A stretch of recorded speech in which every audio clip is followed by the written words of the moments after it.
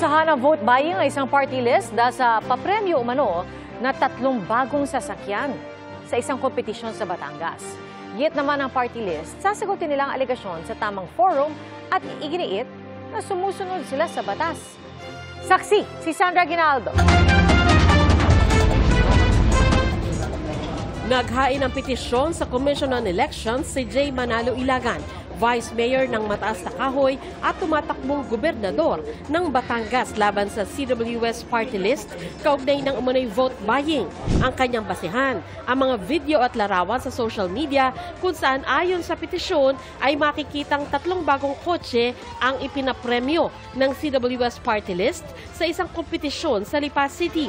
Base sa petisyon ni Ilagan, may ituturing umano itong pamimili ng boto dahil naganap ang pamamahagi ng sasakyan noong February 13 hanggang 15, panahong nagsimula na ang campaign period para sa mga party list. Partikular niyang tinukoy sa petisyon si CWS Party List Representative Edwin Gardiola.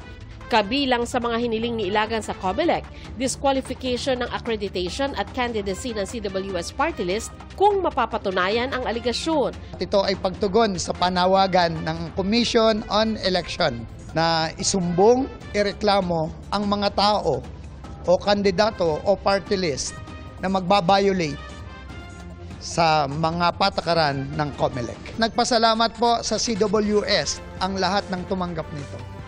At ang buong paligid po noong area ay CWS lang ang nakalagay na tarpaulin.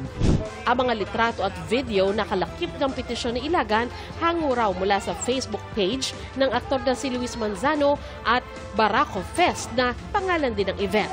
Ani Ilagan, makikita sa video ang pagpapasalamat ng gubernatorial candidate na si Vilma Santos Recto sa party list para sa mga ibinigay na kotse. Magtatapat sa pagkagobernador ngayong eleksyon sina Santos Recto at Ilagan. Wala pong connection ito sa election.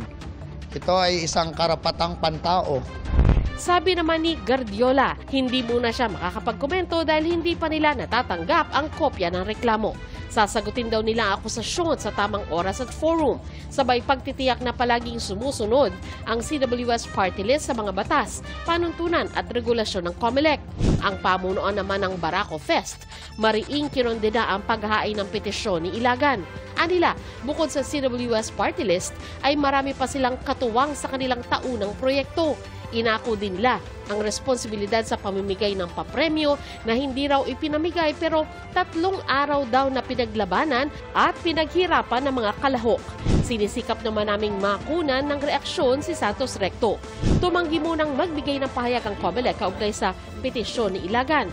Pero paalala nila, the holding of talent games, talent shows, bingo games, and other similar activities that involves the distribution of prizes where the name of the candidate is clearly posted. It is already presumed to be a violation, no?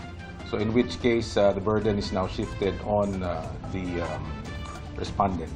Para sa GMA Integrated News, ako si Sandra Aguinaldo, ang inyong saksi.